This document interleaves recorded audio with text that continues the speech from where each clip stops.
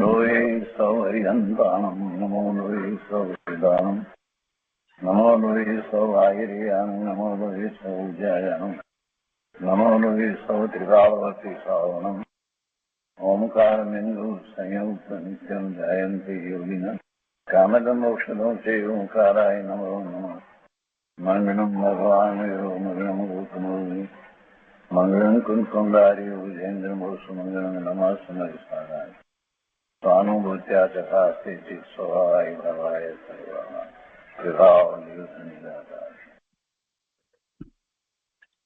શ્રીમદ નેમિચંદ્ર સિદ્ધાંતિ દેવ રચિત દ્રવ્ય સંગ્રહનો સ્વાધ્યાય આપણે કરી રહ્યા છીએ. એમાં બૃહદ દ્રવ્ય સંગ્રહની ગાથા 51 સુધી સ્વાધ્યાય પૂરો કર્યો છે. આજે આપણે 52મી ગાથાનો સ્વાધ્યાય શરૂ કરીએ છીએ.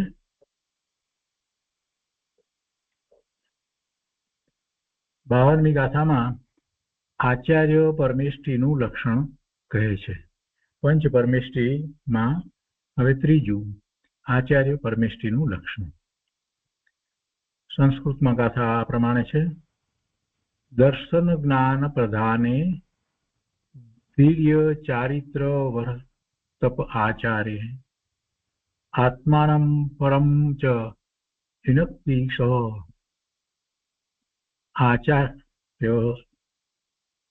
આચાર્ય મુનિ ધ્યેય. હિન્દીમાં ગાથા આ રીતે છે.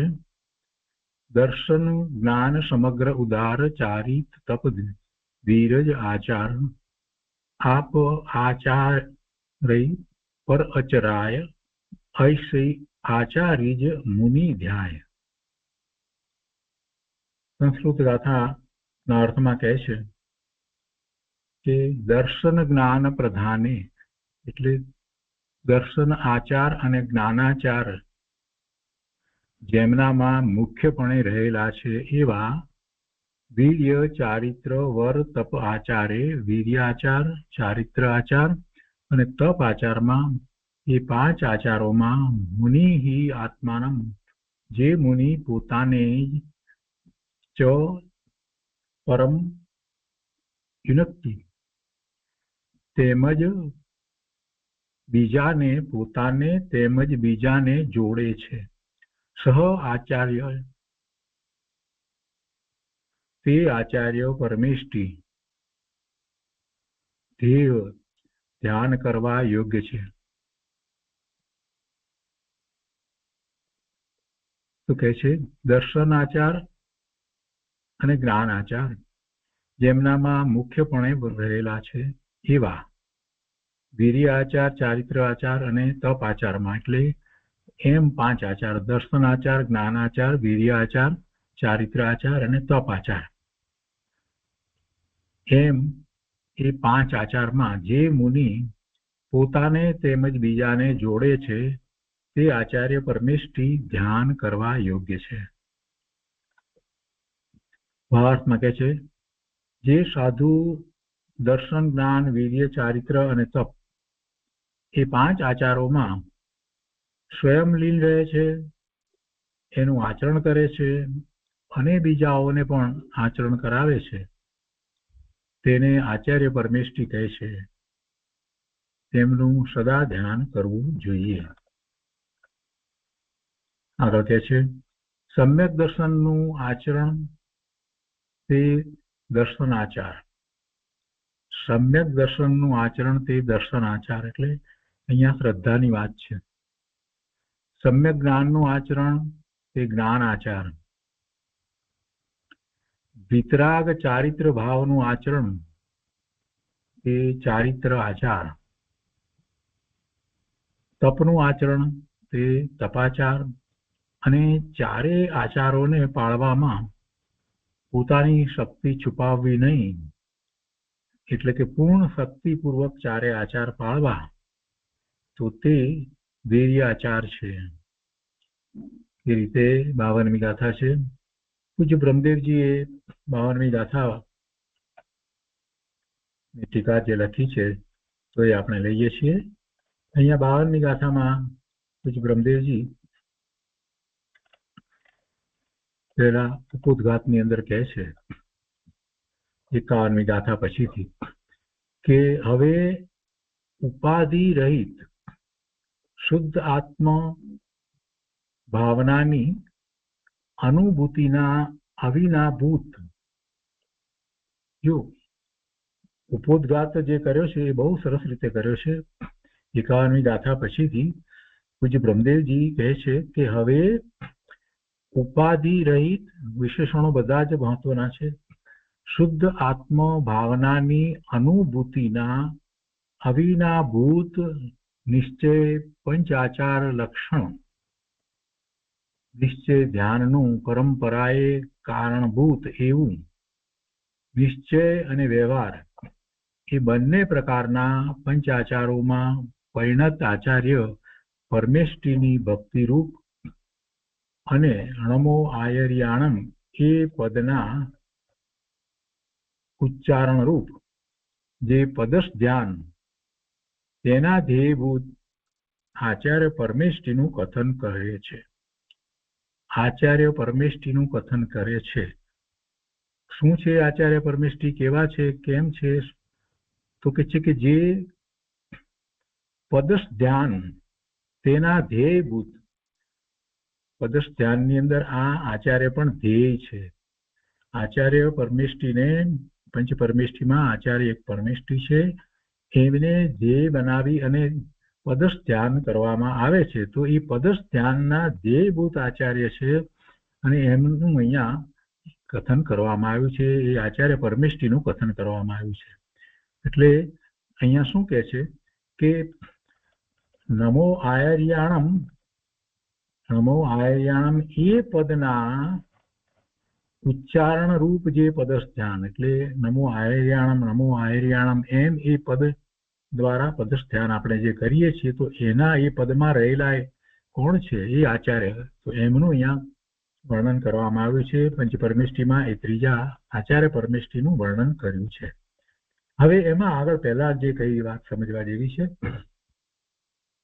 એમાં એમ કહ્યું કે ઉપાધિ રહિત શુદ્ધ આત્મ ભાવનાની અનુભૂતિના અવિનાભૂત નિશ્ચય પંચાચાર લક્ષણ. જો શુદ્ધ આત્મ ભાવનાની અનુભૂતિના અવિનાભૂત એટલે શુદ્ધ આત્માની ભાવના, એમાં એકાગ્રતા કરવામાં આવે છે, એની અનુભૂતિ થાય છે, તો એની સાથે છે. અવિનાભૂત એટલે એની સાથે હોય જ, ન હોય એમ ન બને. એટલે શુદ્ધ આત્મ ભાવનાની અનુભૂતિ ના અવિનાભૂત નિશ્ચય પંચાચાર લક્ષણ, નિશ્ચય ધ્યાનનું પરંપરાએ કારણભૂત એવું નિશ્ચય અને વ્યવહાર એ બંને પ્રકારના પંચાચારોમાં પરિણત. એટલે જેમને આ પંચાચાર છે એ શુદ્ધ આત્માની ભાવનાની અનુભૂતિની સાથે અવિનાભાવી સંબંધ ધરાવે છે, એમ કહેવાનો આશય છે. ફરીથી વાંચીએ કે ઉપાધિ રહિત શુદ્ધ આત્મા ભાવનાની, એટલે શુદ્ધ આત્મ ભાવનામાં કોઈ ઉપાધિ તો છે નહીં, પરનું લક્ષ છે નહીં. એની અનુભૂતિ જ્યારે થાય છે તો એની સાથે અવિનાભાવી સંબંધ કોને છે? તો કે નિશ્ચય પંચાચાર લક્ષણ, નિશ્ચય ધ્યાનનું પરંપરાએ કારણભૂત એવું નિશ્ચય અને વ્યવહાર. હવે આ વ્યવહાર જે કારણ લેવામાં આવ્યો છે એને પરંપરાએ લેવામાં આવ્યું છે, અને એની અહીંયા સ્પષ્ટતા કરી છે કે છઠ્ઠે ગુણસ્થાને શુદ્ધ પરિણતિ ત્રણ કષાયના અભાવરૂપ છે. છઠ્ઠે ગુણસ્થાને નિર્વિકલ્પ ધ્યાન નથી, એ વખતે પણ શુદ્ધ પરિણતિ ત્રણ કષાયના અભાવરૂપ છે, અને તે નિશ્ચય પંચાચાર અને તેની સાથે તે જ કાળે વ્યવહાર પંચાચાર હોય છે. તો તે વ્યવહાર પંચાચારનો અભાવ, એ વ્યવહાર પંચાચારનો અભાવ વ્યય થતા સાતમે ગુણસ્થાને નિશ્ચય પંચાચાર રૂપ નિશ્ચય ધ્યાન પ્રગટે છે, એમ અહીં સમજાવ્યું છે. એટલે અહીંયા કહે છે કે નિશ્ચય ધ્યાનનું પરંપરાએ, કેમ કે પહેલા એવું વ્યવહાર ધ્યાન હોય છે ત્રણ કષાયના ભાવરૂપ છઠ્ઠા ગુણસ્થાનની દશાની અંદર, અને એ શુભાવરૂપ છે.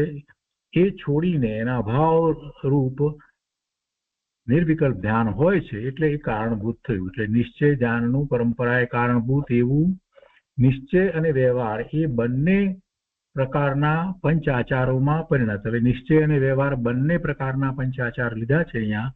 એટલે બાહ્યમાં જે છે તે વ્યવહાર છે અને અંતરંગ જે સ્વરૂપમાં એકાગ્રતા રૂપ પંચાચાર જે છે એ નિશ્ચય છે. તો એવા પંચાચારોમાં પરિણત આચાર્ય પરમેષ્ઠીની ભક્તિરૂપ એક વાત, અને બીજું અહીંયા લે છે કે જે આપણે લીધું તે પ્રમાણે નમો આર્યાણમ એ પદના, એને પદસ્થ ધ્યાન તરીકે લઈએ તો એ પદના જે ધ્યેયભૂત એ આચાર્ય ભગવાન છે એમનું અહીંયા વર્ણન કરવામાં આવ્યું છે. બહુ સરસ રીતે ઉદ્ઘાતની અંદર પછી બ્રહ્મદેવજી વાત લીધી. હવે ગાથાર્થમાં કહે છે કે દર્શનાચાર જ્ઞાનાચારની મુખ્યતા સહિત વીર્યાચાર, ચારિત્રાચાર અને તપાચાર એ 5 આચારોમાં જે પોતાને તથા પરને જોડે છે, 2 વાત સાથે લીધી છે, પોતાને તથા પરને જોડે છે. કેમ કે આચાર્ય ભગવાન દ્વારા આપણે જ્ઞાન પ્રકાશ પામીએ છીએ. એ આચાર્ય ભગવાને જે રચના કરી હોય શાસ્ત્રની એના દ્વારા અથવા તો સાક્ષાત આચાર્ય ભગવાનના ઉપદેશ દ્વારા, તો કે છે કે 5 આચારોમાં જે પોતાને તથા પરને જોડે છે તે આચાર્ય મુનિ ધ્યાન કરવા યોગ્ય છે. જો આચાર્ય કહીએ એટલે નમો આયર્યાણમ ને નમો આયર્યાણમ ની અંદર આચાર્ય પણ આવી જાય ને ગણધર ભગવાન પણ આવી જાય. તો અહીંયા કે છે ટીકામાં કે દંશન રાણ પહાણે વીર્ય ચારિત વર્તવાયારે, એટલે સમ્યક દર્શન અને જ્ઞાનની પ્રધાનતા સહિત વીર્યાચાર, ચારિત્ર આચાર અને તપ આચારમાં અપમ પરમ ચ ઝુંઝઈ, પોતાને અને પરને અર્થાત શિષ્યોને જે જોડે છે, ઝુંઝઈ એટલે જોડે છે, અપમ પરમ પોતાને અને પરને જે જોડે છે, આવા આચારમાં જે જોડે છે તે આચાર્ય ભગવાન છે. સો આયર્યો મુનિ જેવું તે પૂર્વોક્ત લક્ષણ વાળા આચાર્ય મુનિ તપોધન ધ્યાન કરવા યોગ્ય છે. હવે વિશેષમાં કહે છે કે ભૂતાર્થ નયના વિષયભૂત શુદ્ધ સમયસાર શબ્દથી વાચ્ય. ભૂતાર્થ નયના વિષયભૂત આત્મા ભગવાન આત્મા શુદ્ધ સમયસાર, શુદ્ધ આત્મા, આત્માનું શુદ્ધ સ્વરૂપ છે. ભૂતાર્થ નયના વિષયભૂત છે. ભૂતાર્થ નય એટલે જે પહેલેથી છે, જે નવું ઉત્પન્ન નથી થતું તે. પર્યાય નવી નવી ઉત્પન્ન થાય છે, અવસ્થા નવી નવી થાય છે, અને આ જે અનાદિથી છે તે ભૂતાર્થ. સમયસારની 11મી ગાથાની અંદર એ વાત આવે છે, અને એના આશ્રય, ભૂતાર્થના આશ્રય ધર્મ પ્રગટે છે. તો એ ભૂતાર્થ નયના વિષયભૂત શું છે? શુદ્ધ આત્મા. ભૂતાર્થ નયના વિષયભૂત શુદ્ધ સમયસાર શબ્દથી વાચ્ય, એ સમયસાર શબ્દથી જે ખ્યાલમાં આવે છે તે પોતાનું શુદ્ધ સ્વરૂપ. શુદ્ધ સમયસાર શબ્દથી જે પોતાને ખ્યાલમાં આવે છે એ શબ્દ કાને પડતા અથવા વાંચતા આપણને શું ખ્યાલમાં આવે છે? તો પોતાનું શુદ્ધ સ્વરૂપ જે તેકાળ રહ્યું છે, જે ભૂતાર્થ નયનો વિષય છે એવું પોતાનું સ્વરૂપ. ભૂતાર્થ નયના વિષયભૂત શુદ્ધ સમયસાર શબ્દથી વાચ્ય. ભાવકર્મ, દ્રવ્યકર્મ, નો કર્મ આદિ સમસ્ત પરદ્રવ્યોથી ભિન્ન જે પોતાને ખ્યાલમાં આવે છે આ શુદ્ધ સમયસાર શબ્દથી, એ કેવું છે? તો એમાં ભાવ કર્મ પણ નથી ને દ્રવ્ય કર્મ પણ નથી ને નો કર્મ પણ નથી. એ આદિ સમસ્ત પરદ્રવ્યોથી ભિન્ન. એમાં આદિ કહ્યું એટલે બીજું બધું પણ સાથે આવી ગયું. તો એ સમસ્ત પરદ્રવ્યોથી ભિન્ન પરમ ચૈતન્ય વિલાસ લક્ષણ. પરમ ચૈતન્ય વિલાસ લક્ષણ. પરમ શબ્દ મૂક્યો છે એટલે પૂર્ણ પવિત્ર પોતાનું ચૈતન્યમાં પોતે જ રમી રહ્યા છે એવા પરમ ચૈતન્ય વિલાસ લક્ષણ સ્વશુદ્ધાત્મા એ ખ્યાલમાં આવે છે. શુદ્ધ સમયસાર શબ્દથી આપણને જે ખ્યાલમાં આવે છે એ આવો ભગવાન આત્મા પરમ ચૈતન્ય વિલાસ જેનું લક્ષણ છે એવો શુદ્ધાત્મા કે જે દ્રવ્ય કર્મ, ભાવ કર્મ, નો કર્મ સમસ્ત પરદ્રવ્યોથી જુદો છે અને એ જ ઉપાદેય છે કે છે કે એવો સ્વશુદ્ધ આત્મા જ ઉપાદેય છે. હવે એવી રુચિ એ ઉપાદેય છે એ વાત તો બરાબર, પણ એ તો સમજ્યા. હવે કે છે કે એવી રુચિ એ જ ઉપાદેય છે, એવી રુચિ તે સમ્યક દર્શન છે. એવી રુચિ એટલે એની એવી શ્રદ્ધા થઈ હોય ત્યારે એવી રુચિ હોય, એટલે રુચિમાં શ્રદ્ધા ગર્ભિત છે. તો કેવી રુચિ તે સમ્યક દર્શન છે. હવે આગળ કહે છે કે તેમાં જે આચરણ પરિણમન તે નિશ્ચય દર્શન આચાર છે. એવી રુચિ એ સમ્યક દર્શન છે અને તેમાં જે આચરણ, તેમાં જે પરિણમન તે નિશ્ચય દર્શન આચાર છે. એટલે એમાં જ રમવું, એમનું જ આચરણ, એમાં એ ભાવે પરિણમી જવું એ નિશ્ચય દર્શન આચાર છે. તે જ શુદ્ધ આત્માને ઉપાધિ રહિત સ્વસંવેદન લક્ષણ ભેદ જ્ઞાનથી મિથ્યાત્વ રાગ આદિ પરભાવોથી ભિન્ન જાણવો તે સમ્યક જ્ઞાન છે. એ જ શુદ્ધાત્મા શબ્દ દ્વારા જે આપણને ખ્યાલમાં આવ્યો છે તે જ શુદ્ધ આત્મા. એવા શુદ્ધ આત્માને ઉપાધિ રહિત, એ તો નાસ્તિપૂર્વક કથન કર્યું, પણ અસ્થિપૂર્વક શું છે તો કે સ્વસંવેદન લક્ષણથી સહિત જે છે તે ઉપાધિ રહિત સ્વસંવેદન લક્ષણ ભેદ જ્ઞાનથી મિથ્યાત્વ રાગ આદિ પ્રભાવોથી ભિન્ન જાણવો તે સમ્યક જ્ઞાન છે. અને તે સમ્યક જ્ઞાનમાં આચરણ પરિણમન તે નિશ્ચય જ્ઞાનાચાર છે. જો સમ્યક દર્શનમાં જે આચરણ છે, સમ્યક દર્શનમાં જે આચરણ છે, પરિણમન છે, તેને નિશ્ચય દર્શન આચાર કહ્યું. અને સમ્યક જ્ઞાનમાં જે આચરણ છે, પરિણમન છે, એને નિશ્ચય જ્ઞાન આચાર કહ્યું. તો કેમ કે અહીંયા શબ્દો જે છે દર્શનાચાર, જ્ઞાન આચાર એવી રીતે શબ્દો છે. તો દર્શન, સમ્યક દર્શન તો છે, પણ સમ્યક દર્શનની રુચિ, એમની ભાવના અને એનું જ આચરણ, એવા જ પરિણમન જે છે તો એ નિશ્ચય દર્શનાચાર છે. એવી રીતે સમ્યક જ્ઞાન તો છે, પણ સમ્યક જ્ઞાનની વ્યાખ્યા કર્યા પછીથી એ સમ્યક જ્ઞાનમાં આચરણ પરિણમન તે નિશ્ચય જ્ઞાન આચાર છે. તે જ શુદ્ધ આત્મામાં રાગાદિ વિકલ્પ રૂપ ઉપાધિથી રહિત સ્વાભાવિક સુખ આસ્વાદથી નિશ્ચલ ચિત્ત થવું તે વિતરાગ ચારિત્ર છે. તેમાં જે આચરણ અર્થાત પરિણમન તે નિશ્ચય ચારિત્ર આચાર છે. પહેલા તો નિશ્ચય ચારિત્રને અહીંયા વિતરાગ ચારિત્રને કહ્યું અને પછી એમાં આચરણની વાત કરી, એને ચારિત્ર આચાર કહ્યો. તો વિતરાગ ચારિત્ર શેને કહેવામાં આવ્યું?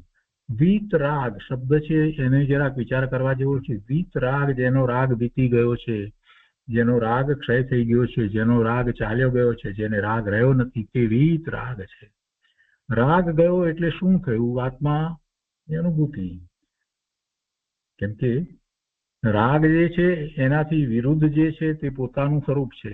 રાગમાં એ બહારમાં રહ્યો છે અને એનાથી ઉલટું વિતરાગમાં એ પોતે સ્વમાં રહ્યો છે. ઉપયોગની દિશા પલટે ત્યારે વિતરાગ પરિણામ થાય છે. વિતરાગ પરિણામ થતા હોય ત્યાંથી ઉપયોગ પલટે તો બહારમાં જાય તો રાગના પરિણામ છે. આ વિતરાગ છે. એ વિતરાગ ચારિત્રને માટે અહીંયા એમ કે છે કે જે શુદ્ધ આત્માની વાત કહેવામાં આવી, તે જ શુદ્ધ આત્મામાં રાગ આદિ વિકલ્પ રૂપ ઉપાધિથી રહિત, તો જ વિતરાગ હોય ને. રાગ આદિ વિકલ્પ રૂપ ઉપાધિથી રહિત સ્વાભાવિક સુખાસ્વાદથી નિશ્ચલ ચિત્ત થવું, એમાં જ ચિત્ત રહેવું, નિશ્ચલ ચાલિત થયા વિના થવું, એને વિતરાગ ચારિત્ર કહેવાય છે.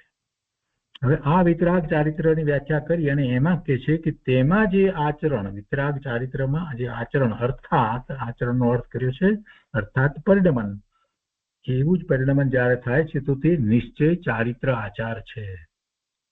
નિશ્ચય ચારિત્ર આચાર, નિશ્ચય જ્ઞાન આચાર, નિશ્ચય, દર્શન આચાર, એની આખી વાત લેવામાં આવી છે. એટલે સામાન્ય વાત નથી, આ ઘણી ઊંચી વાત છે.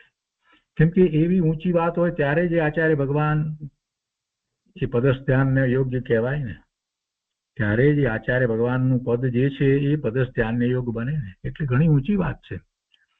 આગળ કહે છે કે સમસ્ત પરદ્રવ્યોની ઈચ્છા રોકવાથી તથા અનશન આદિ 12 તપરૂપ બહિરંગ સહકારી કારણોથી નિજ સ્વરૂપમાં પ્રતપન વિજયન તે નિશ્ચય તપશ્ચરણ છે. નિશ્ચય તપશ્ચરણ કોને કહેવાય? 12 પ્રકારના તપ, અભ્યંતર 6 અને બાહ્ય 6, એવા 12 પ્રકારના તપ. તો એને માટે અહીંયા કહે છે કે સૌથી પહેલું તો એવા તપ કોને હોય, ક્યારે હોય? તો કે પરદ્રવ્યોની ઈચ્છા રોકવાથી, પરદ્રવ્યોની ઈચ્છા થાય ની ઈચ્છા નિરોધ, તે તપ. તપની વ્યાખ્યા જે છે, ઈચ્છા ઉત્પન્ન ન થવી, તેને જ તપ કહેવામાં આવ્યું છે. એટલે સમસ્ત પરદ્રવ્યોની ઈચ્છા રોકવાથી તથા અનશન આદિ 12 તપરૂપ બહિરંગ સહકારી કારણ, એ બહિરંગ સહકારી કારણ કહેવામાં આવ્યું છે. શેને માટે? તપશ્ચરણ માટે. તો કે છે કે એવા કારણોથી નિજ સ્વરૂપમાં પ્રતપન વિજયન, નિજ સ્વરૂપમાં જ રહેવું પ્રતપન. એમાં કઈ તપવું થાય છે, દુઃખ થાય છે એવી વાત નથી. વિજયન શબ્દ પાછો એટલા માટે જ જોડ્યો છે, પ્રતપન વિજયન. એવા તપ સહિત નિજ સ્વરૂપમાં પ્રતપન રહેવું જ, વિજયપૂર્વક રહેવું, આનંદપૂર્વક રહેવું, તે નિશ્ચય તપશ્ચરણ છે. અહીંયા સહકારી માટે એક ફૂટનોટમાં લખ્યું છે કે નિમિત્ત કારણો તે ઉચ્ચાર રૂપ છે અને ઉપાદાન કારણ તે યથાર્થ કારણ છે, એમ સમજવું. એ આપણે જાણીએ છીએ કે નિમિત્ત કારણ હંમેશા એ ઉપચાર હોય. એટલે કોઈ પણ પદાર્થ ઉપર નિમિત્તનો આરોપ આપવામાં આવે તો ખરેખર એ સાચું કારણ નથી, ઉપાદાન કારણ એ ખરેખરનું કારણ છે. એ વાત આપણે જાણીએ. તો અહીંયા સહકારી કહ્યું ત્યારે એમ સમજવાનું, એ નિમિત્ત કારણ તરીકે લેવાનું. તો તપશ્ચરણ આચરણની આ વાત થઈ. હવે કહે છે કે આ 4 પ્રકારના નિશ્ચય આચરણની રક્ષા માટે પોતાની શક્તિ ન છુપાવવી તે નિશ્ચય વીર્યાચાર છે. આ ઉક્ત લક્ષણો વાળા નિશ્ચય પંચાચારમાં અને એવી જ રીતે, હવે બીજી રીતે વાત કરે છે, એવી જ રીતે આ પંચાચારમાં જે રહ્યા છે તે આચાર્ય ભગવાન છે, અને એવી જ રીતે બીજી રીતે પણ જો જોવામાં આવે તો એમાં એમ કે છે કે 36 ગુણ સમગ્રે, એટલે 36 ગુણો સહિત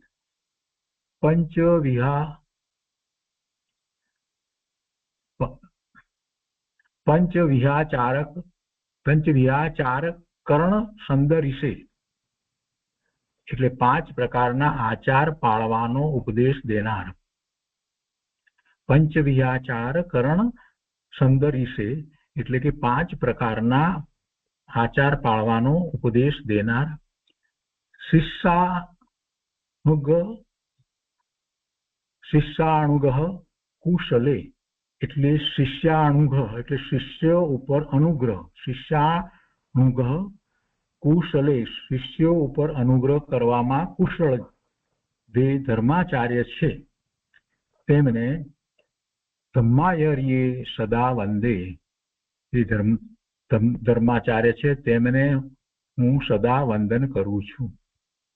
તો એ ગાથા આ પ્રમાણે અહીંયા કહેવામાં આવ્યું કે 36 ગુણોથી સહિત 5 પ્રકારના આચાર પાળવાનો ઉપદેશ દેનાર, શિષ્યો ઉપર અનુગ્રહ કરવામાં કુશળ જે ધર્માચાર્ય છે તેમને હું સદા વંદન કરું છું. અને અહીંયા 36 ગુણની વાત જે છે એના માટે અહીંયા લેવામાં આવી છે કે ભાવ સંગ્રહ ગાથા 377 ની અંદર એ વાત આવે છે.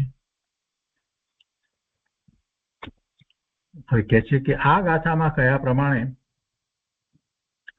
આચાર આરાધના આદિ ચરણાનુયોગના શાસ્ત્રોમાં વિસ્તારથી કહેલ બહિરંગ સહકારી કારણરૂપ 5 પ્રકારના વ્યવહાર આચારમાં જે પોતાને અને પરને જોડે છે તે આચાર્ય કહેવાય છે. તે આચાર્ય પરમેષ્ઠી પદસ્થ ધ્યાનમાં ધ્યાન કરવા યોગ્ય છે.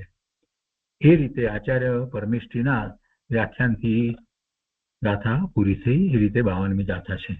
હવે આ ગાથા ઉપર પૂજ્ય ગુરુદેવ કાંજી સ્વામીએ જે વિસ્તાર કર્યો છે તે આપણે લઈએ છીએ. બૃહદ દ્રવ્ય સંગ્રહ પ્રવચન ભાગ બીજો, પાના નંબર 223. અહીંયા 51મી ગાથા જયારે પૂરી થાય છે ત્યાર પછીથી પહેલા તો પૂજ્ય ગુરુદેવ આ 52મી ગાથાના ઉપોદઘાત રૂપે કંઈક કહે છે, એ લઈએ. ગુરુદેવ કહે છે કે હવે આચાર્ય કેવા હોય તેની વ્યાખ્યા કહે છે. ઉપાધિ રહિત શુદ્ધ આત્માની અનુભૂતિ એ આચાર છે. ઉપાધિ રહિત શુદ્ધ આત્માની અનુભૂતિ તે આચાર છે. મન વાણી દેહથી પાર આત્માની ભાવના, અનાકૂળ આત્માની પ્રતીતિ, જ્ઞાન અને રમણતા તે આચાર છે. જેને તે આત્માનો સાક્ષાત્કાર થયો છે, મન વાણી દેહથી પાર અનુભવ થયો છે, રાગ રહિત અમૃતનો અનુભવ થયો છે અને જેને સાક્ષાત આત્માનો અનુભવ થયો છે તે આચાર્ય પદ છે. અહીં કહે છે કે આચાર્યને શુદ્ધ આત્માની ભાવના હોય છે પણ વ્યવહાર રત્નત્રયની ભાવના હોતી નથી. વ્યવહારની ભાવના કરતા કરતા નિશ્ચય આવશે એ માન્યતા ખોટી છે.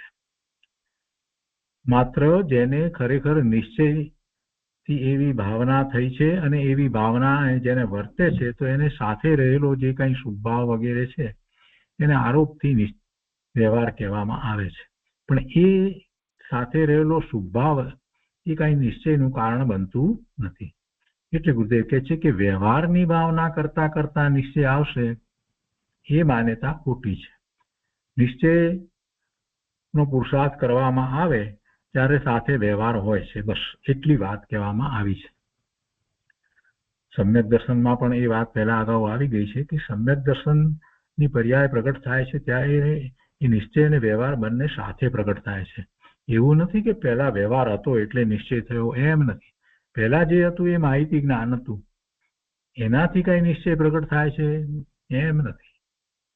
એ વાતમાં કેટલો ફેર છે એ જાતે સમજવા જેવું છે. વિચાર કરીને કેટલાય કાળ સુધી શાસ્ત્રનો અભ્યાસ કર્યા જ કરે, બધું માહિતી જ્ઞાન હોય ઘણું બધું, તે છતાંય સમ્યક દર્શન નથી થતું.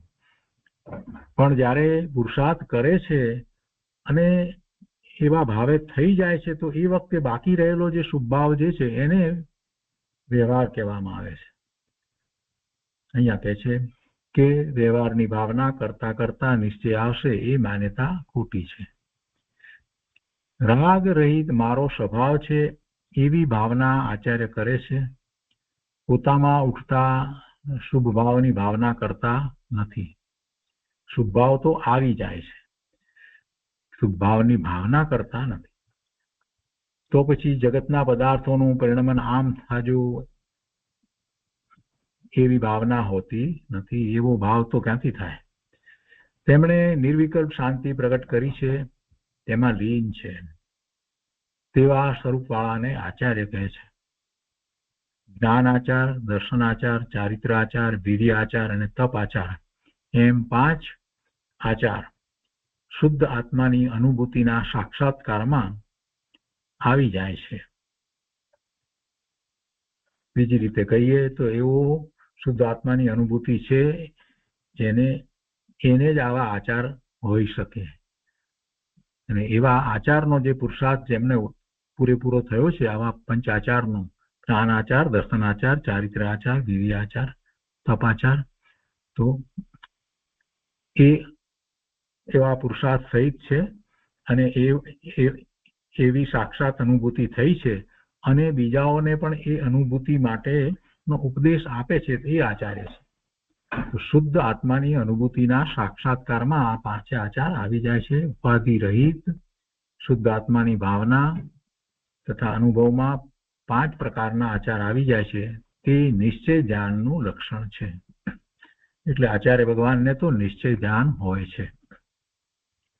આ પ્રમાણે નિશ્ચયને અનુસાર 5 આચારની વ્યાખ્યા કરી. જે ગણધર 14 પૂર્વ 12 અંગના ધરનાર છે તે જ ભવે કેવળ પામનાર છે. ગણધર ભગવાન 12 અંગ ને 14 પૂર્વની રચના જે કરે છે એવું જ્ઞાન, તો એ જ્ઞાન એમને આત્મસાત થયું છે. એ માત્ર કઈ રચના એમ નથી. આપણે વારંવાર એ વાત તો બોલીએ છીએ કે ગણધર ભગવાને એવી રચના કરી, પણ રચના કરી એટલે એમને તો એ આત્મસાત થઈ ગયું છે.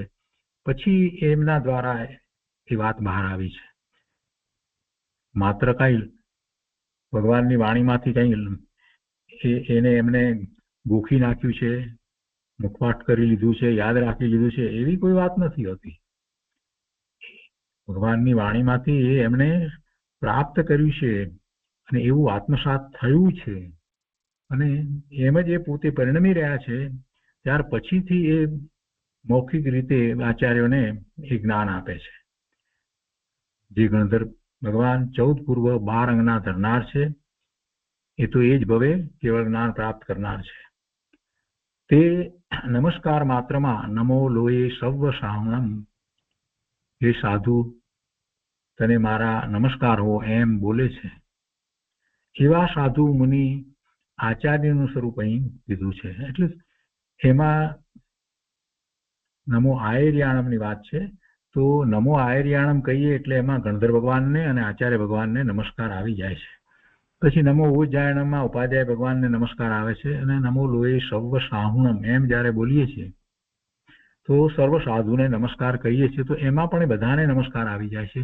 એ બધા 7મા 6ઠા ગુણસ્થાને ઝૂલતા મહાસંત છે.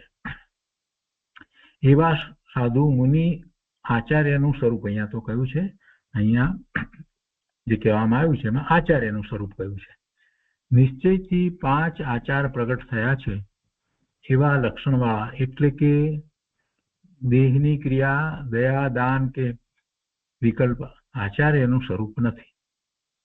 પણ આનંદ કંદ દશામાં ઝૂલતા હોય તે સાચા આચાર્ય છે. તેવા લક્ષણવાળાને નિશ્ચય ધ્યાન છે. આનંદ કંદ દશામાં ઝૂલતા હોય તો આનંદ તો આત્મામાંથી પ્રાપ્ત થાય ને, એટલે એમને નિશ્ચયથી ધ્યાન હોય તો જ આનંદ કંદ દશામાં હોય. અને એટલું જ નહીં, પરંતુ આનંદ કંદ દશામાં હોય તો એનો અર્થ એ કે વારંવાર એ સ્વરૂપમાં જ જતા હોય, 12માં ઓછું રહેતા હોય. 12માં હોય ત્યારે પણ એ સ્વરૂપ સંબંધી જ વિચારણામાં હોય અને પાછા સ્વરૂપમાં ચાલ્યા જાય, તો જ આનંદ કંદ દશામાં ઝૂલતા કહેવાય. કે છે કે પણ આનંદ કંદ દશામાં ઝૂલતા હોય તે સાચા આચાર્ય છે. તેવા લક્ષણવાળાને નિશ્ચય ધ્યાન છે.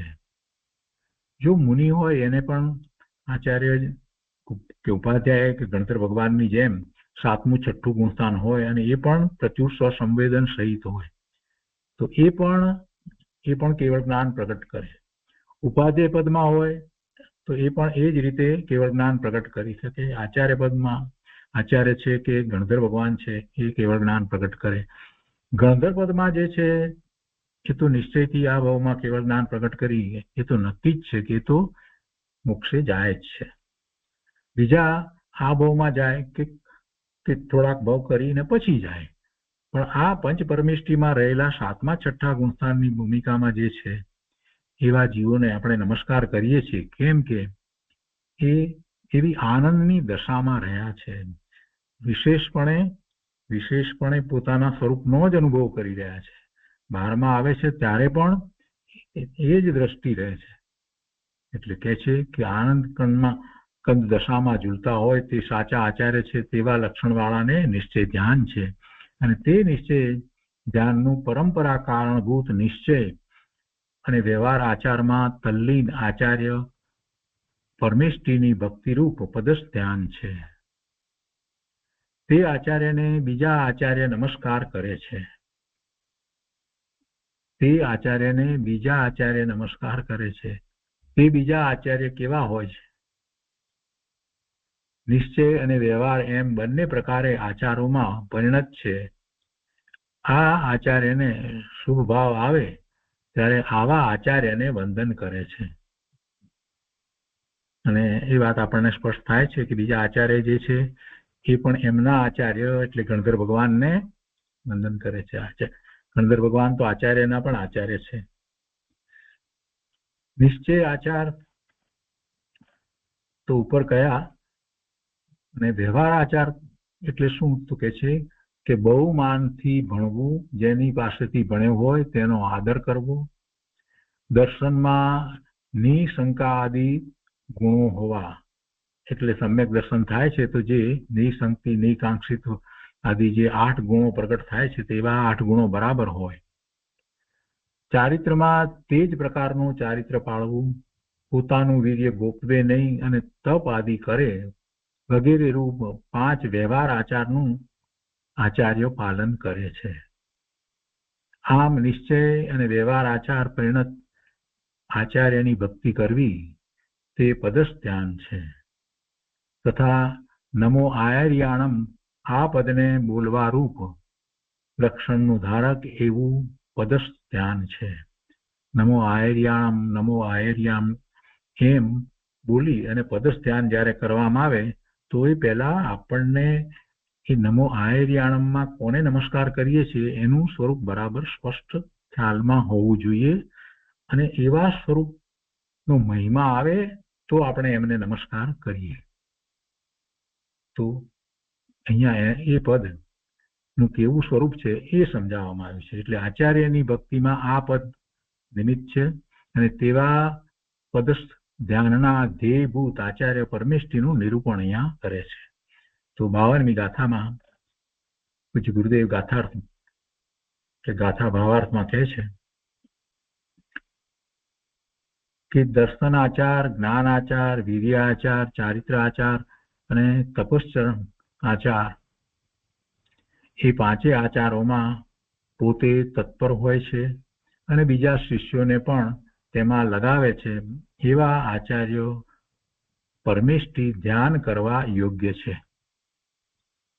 પોતે પણ એમાં તત્પર છે, પોતે એમાં જ રહ્યા છે અને બીજા શિષ્યોને પણ તેમાં લગાવે છે. હવે બીજા શિષ્યોને લગાવે છે એનો અર્થ શું? કે પોતાને એવી અનુભૂતિ છે એટલે બીજા શિષ્યોને એ જ પ્રમાણે માર્ગદર્શન આપે છે. બાકી પુરુષાર્થ તો શિષ્યોનો પોતાનો હોય છે. કેવા છે આચાર્ય? તો આચાર્ય પોતે દર્શન આચાર, જ્ઞાન આચાર, વીર્ય આચાર, ચારિત્ર આચાર અને તપ આચાર એમ 5 આચારમાં લીન છે. બીજાને પણ તેમાં લગાવે છે. એવા આચાર્ય મુનિ ધ્યાન કરવા યોગ્ય છે. એ પદ આચાર્યનું પદ એ દ્વારા આપણે પદસ્થ ધ્યાન કરીએ છીએ. તે શુભ ભાવમાં ધ્યેય છે. કેમ કે પંચ પરમેષ્ઠીનું ધ્યાન જે છે એ શુભ ભાવ રૂપ ધ્યાન છે, અને આત્માનું ધ્યાન છે એ નિશ્ચય ધ્યાન છે, શુદ્ધ ભાવ રૂપ ધ્યાન છે. તો આ જે પદસ્થ ધ્યાન કે રૂપસ્થ ધ્યાન જે કંઈ કરીએ છીએ ત્યાં સુધી એ બધો શુભ ભાવ છે, અને એમાં એનું પ્રયોજન જ એ છે કે એ દ્વારા આગળ વધી અને આપણે રૂપાતીત આત્માનું ધ્યાન કરીએ. તો કે છે કે તે એવો શુભ ભાવ છે. એવા શુભ ભાવમાં એ ધ્યેય છે. પદસ્થ ધ્યાનમાં ધ્યેય છે એટલે શુભ ભાવમાં ધ્યેય છે. હવે વ્યાખ્યા. 5 આચારમાં મુખ્ય દર્શન આચાર અને સમ્યક જ્ઞાન આચાર કીધેલા છે. સમ્યક દર્શનને જ્ઞાન વિના ચારિત્ર હોય નહીં. સમ્યક દર્શન અને સમ્યક જ્ઞાન એના વિના ચારિત્ર હોય નહીં. બહુ તપશ્ચર્યા કરે પણ શ્રદ્ધા વિના ચારિત્ર હોતું નથી. શ્રદ્ધા એટલે સમ્યક દર્શન, શ્રદ્ધા એટલે સમ્યક દર્શન, અને સમ્યક દર્શન એ અનુભૂતિપૂર્વક જ હોય એવી શ્રદ્ધા. અનુભૂતિપૂર્વકની શ્રદ્ધા છે એ સમ્યક દર્શન છે, અને એવી શ્રદ્ધા વિના ખરેખર ચારિત્ર હોતું નથી. એટલે કહે છે કે બહુ તપશ્ચર્યા કરે, બહારમાં તપ કરે, પણ શ્રદ્ધા વિના એટલે સાચી સમ્યક શ્રદ્ધા જે અનુભૂતિ સહિતની શ્રદ્ધા છે એ શ્રદ્ધા વિના ચારિત્ર હોતું નથી. 5 આચારમાં આધારભૂત સમ્યક દર્શન અને સમ્યક જ્ઞાન પ્રધાન છે. એ બે મુખ્ય છે. કેમ કે સમ્યક દર્શન સમ્યક જ્ઞાન છે ત્યારે જ સમ્યક શ્રદ્ધાન છે. આત્માની અનુભૂતિ એટલે સામાન્ય અવલોકન, પ્રતિભાસ અને વિશેષતાથી જ્ઞાન એ સમ્યક દર્શન સમ્યક જ્ઞાન દ્વારા એ સ્વરૂપ સાથે અભેદ થઈ અને એવી અનુભૂતિ કરે છે. અને જે શ્રદ્ધા છે તે શ્રદ્ધાને સમ્યક શ્રદ્ધા કહેવાય છે. એ પહેલા જે શ્રદ્ધા હતી એ તો દ્રવ્યાનુયોગનો અભ્યાસ કરીને એને શ્રદ્ધા હતી. આત્મા આવો છે એવી એને એ રીતે શ્રદ્ધા હતી. પણ અનુભૂતિ થયા પછીથી જે અનુભૂતિની અંદર સમ્યક દર્શન સમ્યક જ્ઞાન છે એવું થયા પછીથી સાચી શ્રદ્ધા થાય છે. એ સમ્યક દર્શન નિશ્ચય સમ્યક દર્શન છે. અને એવું સમ્યક દર્શન છે એને જ ખરેખર તપશ્ચરણ હોય છે, એને જ ચારિત્ર હોય છે. કે છે કે 5 આચારમાં આધારભૂત સમ્યક દર્શન અને સમ્યક જ્ઞાન એ પ્રધાન છે, મુખ્ય છે. પછી ચારિત્ર આચાર, વીર્ય આચાર, તપ આચાર હોય છે. એવા 5 આચાર પોતે પાલન કરે છે અને બીજાને તેમાં લગાવે છે. તેવા આચાર્ય ભગવાન તપોધન શુભ ભાવ વખતે ધ્યાનમાં ધ્યેય છે. એટલે આપણને એવા શુભ ભાવ પદસ ધ્યાનના શુભ ભાવમાં એ ધ્યેય છે. એ પછી બીજા દિવસના પ્રવચનમાં ગુરુદેવ કહે છે કે આચાર્ય ભગવાન કેવા હોય તેની વાત ચાલે છે. આચાર્યનું સ્વરૂપ નિશ્ચય અને વ્યવહારથી જે જાણે છે તે આચાર્યને ખરેખર વંદન કરી શકે છે. સ્વરૂપ જાણ્યા વિના આચાર્યને વંદન કરીએ એમાં ઔપચારિકતા હોય, ખરેખર સાચા અર્થમાં વંદન થાય નહીં. આચાર્યને દર્શન આચાર હોય છે. આ શૈલી સમયસારની છે. આત્મા શુદ્ધ ધ્રુવ નિત્યાનંદ છે. તેને જે જ્ઞાન વિષય કરે તેને ભૂતાર્થ નય કહે છે. આત્મા શુદ્ધ ધ્રુવ નિત્યાનંદ છે. એવો ભગવાન આત્મા છે. શુદ્ધ ધ્રુવ એક જે બદલાતો નથી, એવો જ રહે છે, અનંત ગુણનો પિંડ છે. તો એવો આત્મા છે તેને જે જ્ઞાન વિષય કરે છે, એટલે કે જ્ઞાનનો વિષય શુદ્ધ આત્મા છે. વસ્તુ ત્રિકાળી, વસ્તુ ધ્રુવ જે છે એ જ્ઞાનનો વિષય છે. અને એને જયારે વિષય કરવામાં આવ્યો તો એ નયને ભૂતાર્થ નય કહેવાય છે. જે છે છતો પદાર્થ, એને વિષય કરનારો નય હોય એને ભૂતાર્થ નય કહેવાય, છતો પદાર્થ.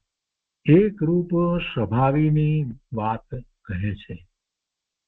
એક રૂપ સ્વભાવી એટલે એક રૂપ સ્વભાવ રહે છે એ વસ્તુ ધ્રુવ ત્રિકાળ જે છે, અને છે એટલે એ ભૂતાર્થ, છતો પદાર્થ જે હોવાપણે છે, એક રૂપ છે, બદલાતું નથી.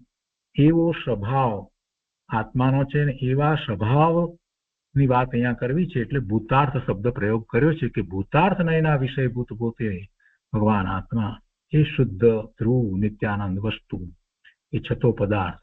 તો એક રૂપ સ્વભાવીની વાત કહે છે, એટલે એવા આત્માની વાત કરે છે.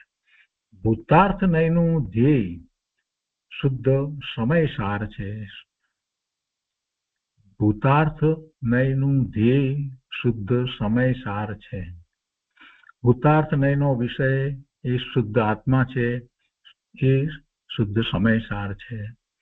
એકલો પરમ સ્વભાવ ભાવ સમ્યક દર્શનનું ધ્યેય છે. એકલો પરમ સ્વભાવ ભાવ સમ્યક દર્શનનું ધ્યેય છે. શુદ્ધ સમયસાર શબ્દ કયો તે વાચક છે. તેનાથી કહેવા લાયક વાચ્ય શુદ્ધ આત્મા કેવો છે? સંસારની પર્યાય ભાવ કર્મ પુણ્ય પાપ દયા દાન વ્યવહાર રત્નત્રય એ બધું પરદ્રવ્ય છે, એ સ્વદ્રવ્ય નથી. તો શુદ્ધ આત્મા કેવો છે? તો આ બધું જે છે એ તો બધું પરદ્રવ્ય છે, તો એનાથી તો ભિન્ન જુદો છે.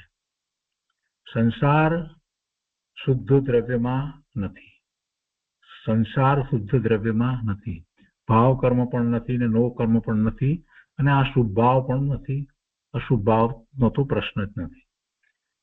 એક સમયનો સંસાર તેનાથી રહિત શુદ્ધ દ્રવ્ય છે, શુદ્ધ આત્મા છે. શુદ્ધ આત્મામાં સંસાર નથી. સંસાર નથી એટલે રાગ દ્વેષના પરિણામ નથી, રાગ દ્વેષના પરિણામ થાય એવો ગુણ નથી.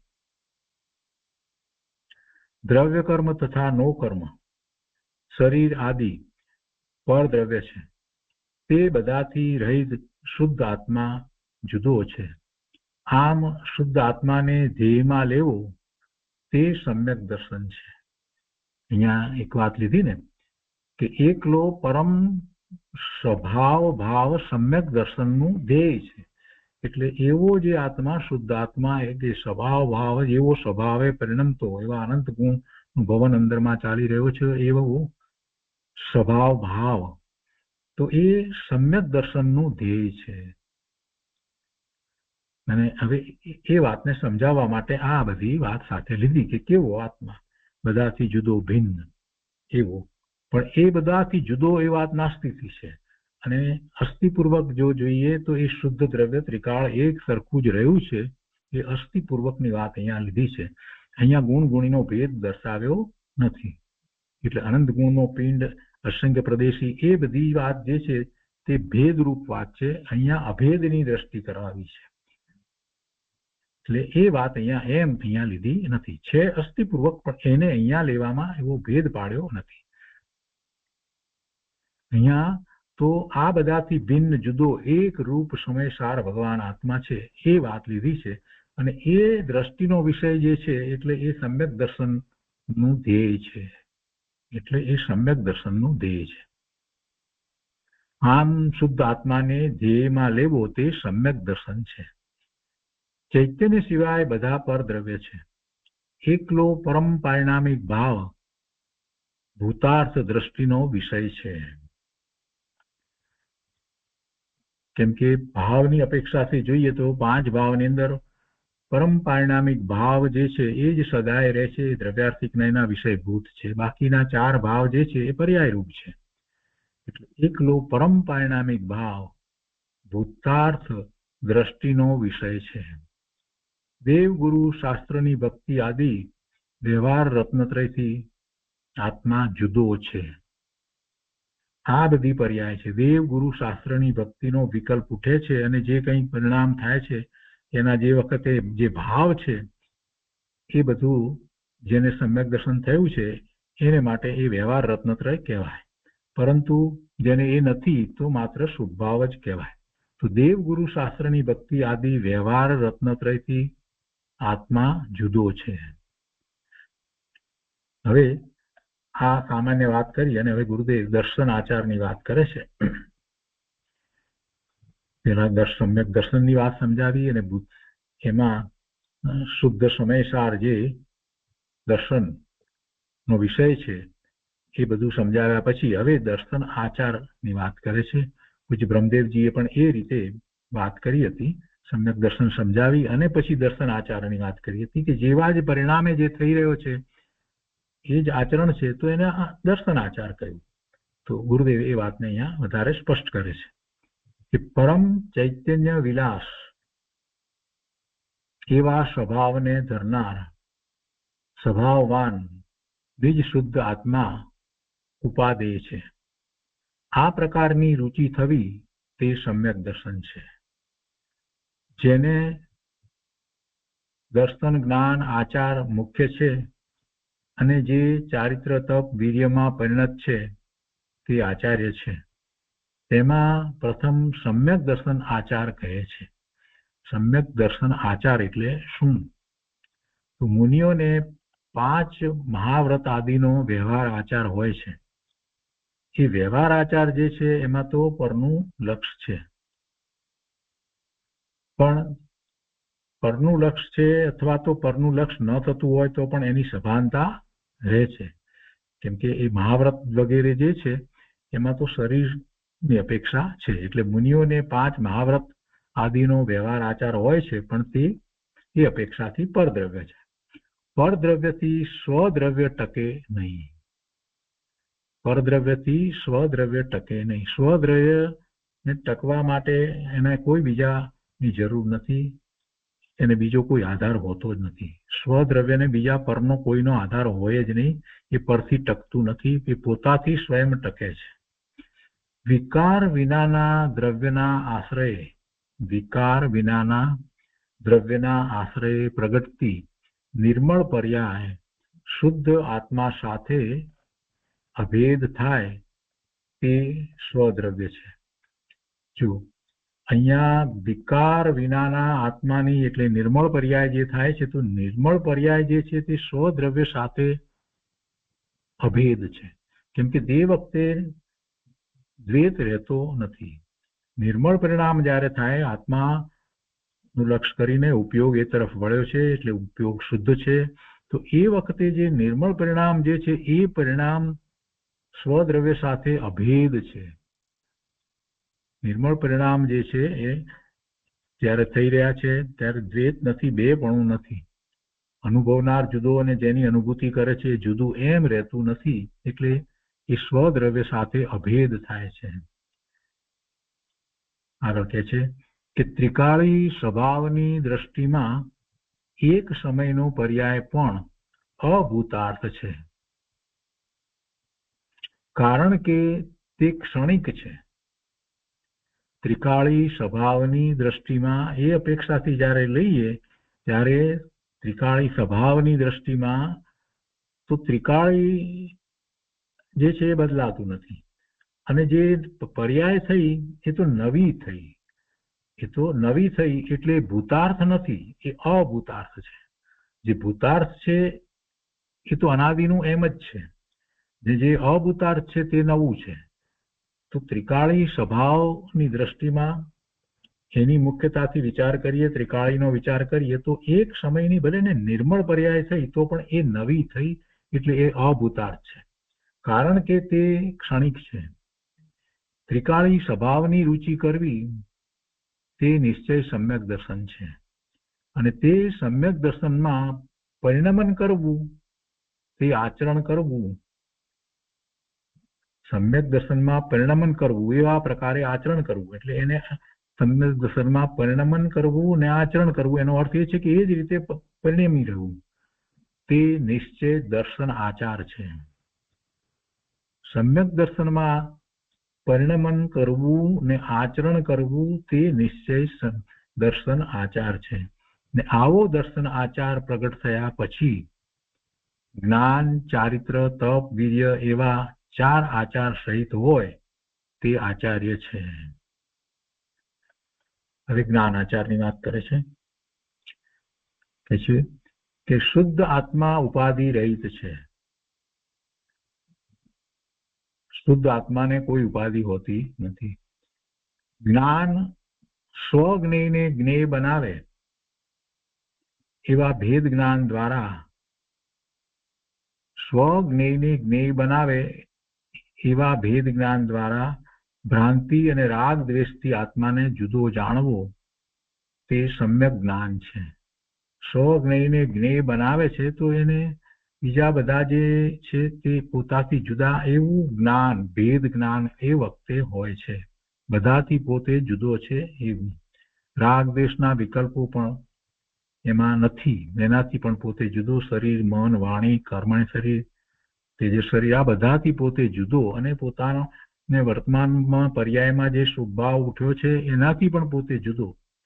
ધ્યાનનો ભાવ ઉઠ્યો છે, શુભ ભાવ, ધ્યાનનો નિર્વિકલ્પ ધ્યાનનો, તો એ ભાવથી પણ જુદો. એમ જયારે એ આત્માને જુદો જાણે છે, અનુભવ સહિત જુદો જાણે છે, તો એ જ્ઞાન એ સમ્યક જ્ઞાન છે. આગમનું જ્ઞાન એ વ્યવહાર છે, કેમ કે આગમનું એવું જ્ઞાન પહેલા હતું અને એટલા માટે એને નિમિત્ત કારણ પણ કહેવામાં આવે છે. આગમનું જ્ઞાન વ્યવહાર છે. આત્માનું સ્વસંવેદન જ્ઞાન નિશ્ચય છે. એટલે જ્યારે એવું આત્માનું સ્વસંવેદન જ્ઞાન પ્રગટ થાય છે, અનુભૂતિ રૂપ જે જ્ઞાન પ્રગટ થાય છે, તો એમાં પેલું બધું નથી, એમ ભેદ જ્ઞાન કહેવાય. ભેદ જ્ઞાન એટલે આ અને આ બે વચ્ચે ભેદ પડવું. આત્મામાં જે અનુભૂતિમાં જે આવે છે એ પણ જ્ઞાનનો વિષય છે, અને જે પોતાની પર્યાયની અંદર શુભાશુભ ભાવ જે થાય છે એ પણ જ્ઞાનનો વિષય છે. તો એ જ્ઞાનના વિષયમાં એ બંને જે વિષયો જે છે તે જુદા છે, એને ભેદ જ્ઞાન કહેવાય. આ નહીં, આ ભેદ જ્ઞાનમાં આ પોતાનું નહીં અને આ પોતાનું, એમ ભેદ જ્ઞાન છે. તો આત્માનું સ્વસંવેદન જે છે એમાં જે જ્ઞાન થયું, સ્વસંવેદન વખતે જે જ્ઞાન છે એ પોતાનું છે, એ સ્વ છે, સ્વરૂપે છે. અને પેલું જે છે એ પોતાથી ભિન્ન જુદું છે એમ ભેદ જ્ઞાન એ જ વખતે હોય છે. આત્માનું સ્વસંવેદન થાય નહીં તો ભેદ જ્ઞાન કેવી રીતે થયું કહેવાય? ભેદ શેની વચ્ચે પાડવામાં આવ્યો? જ્ઞાનમાં ભેદ કઈ રીતે પડે છે? બંને જ્ઞાન છે. પોતાનો જે સ્વભાવ છે એ પણ એના જ્ઞાનનો વિષય છે, અને આત્માની અનુભૂતિ છે એ પણ એમાં પણ એને જ્ઞાન છે, જ્ઞાન દ્વારા અનુભૂતિ કરે છે. તો એ બંને એ જુદા છે એમ ભેદ જ્ઞાન. એટલે આત્માનું સ્વસંવેદન વિના ભેદ જ્ઞાન હોતું નથી. એ જ વખતે ભેદ જ્ઞાન હોય છે, અને ભેદ જ્ઞાન સહિત જ સ્વસંવેદન જ્ઞાન થાય છે, અને બધું સાથે છે. એ બધું તો કહે છે કે આત્માનું સ્વસંવેદન જ્ઞાન નિશ્ચય છે. પોતાનો અભેદ સ્વભાવ જ્ઞાન મૂર્તિ છે એમ નક્કી કરતા શરીર કર્મ રાગ મારામાં નથી એમ નાસ્તિરૂપ પરિણમન સહેજે થઈ જાય છે. હું આથી જુદો છું એવા ભેદનો વિકલ્પ ઉઠાવવાનો નથી. એ વખતે કોઈ વિકલ્પ એવો ઉઠતો નથી કે આ જુદું એવો કોઈ. હું પોતાથી છું એમ અભેદ રૂપે પરિણમતા નાસ્તિ રૂપ પરિણમન થાય છે. તેથી ભેદ જ્ઞાન દ્વારા કહ્યું. પેલું બધું નથી એમ પરિણમન સહજ થઈ જાય છે. તેથી એ ભેદ જ્ઞાન દ્વારા કહ્યું. અને પછી કહે છે કે શાસ્ત્રમાં કથન આવે કે શાસ્ત્ર દ્વારા જ્ઞાન કરવું, પણ તે જ્ઞાનમાં પણ શુદ્ધ આત્માનું લક્ષ્ય રાખીને કહ્યું છે. એકલું શાસ્ત્રનું જ્ઞાન તે યથાર્થ જ્ઞાન આચાર નથી. વ્યવહારથી એને જ્ઞાન આચાર કહેવાય.